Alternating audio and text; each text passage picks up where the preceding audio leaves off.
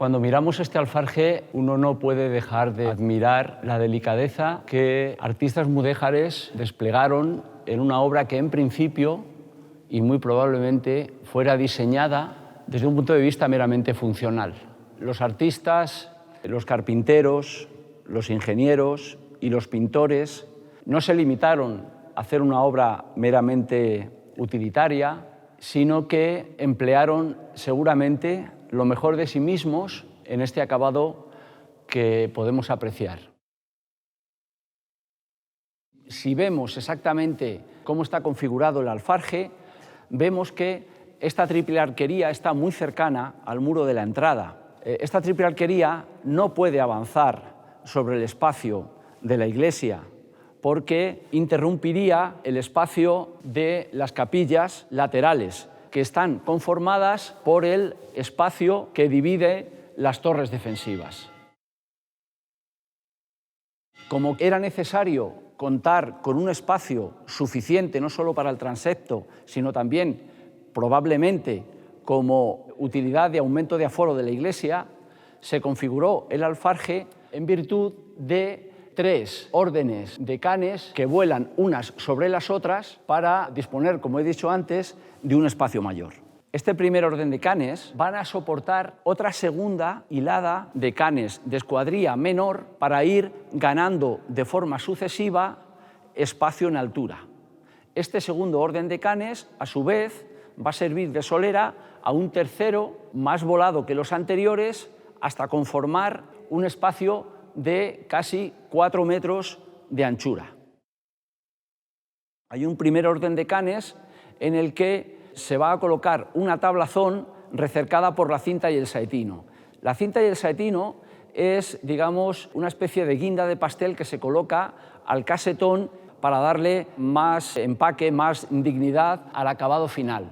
Todos los aspectos verticales del alfarje van a quedar tapados con tabicas cuya superficie se va a aprovechar para ser decorada tanto con elementos heráldicos como con elementos vegetales, florales e incluso animalísticos. Resulta curioso ver cómo el resultado final del alfarje presenta 2 acabados muy interesantes. Si nosotros nos fijamos en el lado más cercano al presbiterio, podemos ver cómo el primer orden de canes, que está apoyado sobre la triple arquería, va a ser el encargado de apear los 2 órdenes superiores de los canes. Con lo cual nosotros, cuando miramos esta parte del alfarje, lo que estamos viendo es un alero. Sin embargo, si nos colocamos en la parte de dentro de la arquería, podemos apreciar que la configuración resultante es la de un techo perfectamente terminado en su perímetro. Además, los canes iniciales están entregados al muro y han aprovechado curiosamente 2 de ellos como quiciales de las puertas de entrada al edificio, que van a ser los goznes del giro de la puerta.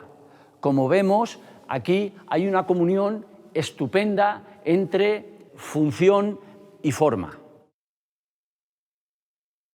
La labor del alfarje no terminó con la labor del carpintero, que debió de realizar un esfuerzo de replanteo y geometría para que, de una forma simétrica, todos los elementos del alfarje encajasen, sino que, después de que el carpintero realiza su trabajo, hay una serie de artistas, en este caso pintores, que van a ser los encargados de dar el aspecto final al alfarje, en el que predominan fundamentalmente el colorido de 2 tonos fundamentales muy empleados en la Edad Media, el bermellón y el índigo.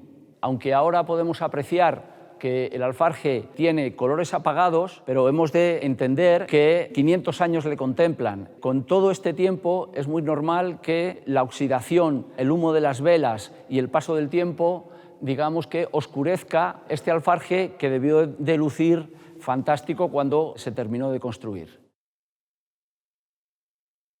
Tenemos que pensar que era un equipo itinerante. Muy probablemente, a lo mejor, estuviéramos hablando para hacer este alfarje no de más de 4 o 5 personas y con otros ayudantes para, digamos, izar y colocar los elementos auxiliares. Pero lo que es el elemento estructural de la carpintería pues yo creo que a lo mejor este alfarje perfectamente, a lo mejor en un par de meses o 3 está perfectamente colocado. Lo que apreciamos en este alfarje es que no hay dudas, que todo encaja perfectamente, todo obedece a un plan perfectamente determinado y diseñado con antelación.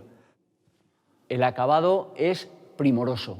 Además, eso se aprecia si miramos cada uno de los canes más pequeños, vemos como hasta el más pequeño detalle, detalles que tú seguramente no vas a poder apreciar desde abajo, ellos cuando lo han realizado, lo han hecho, como dijo aquel, como si Dios lo viera, es decir, como queriendo dar todo lo mejor de sí, aunque tú no lo fueras a ver.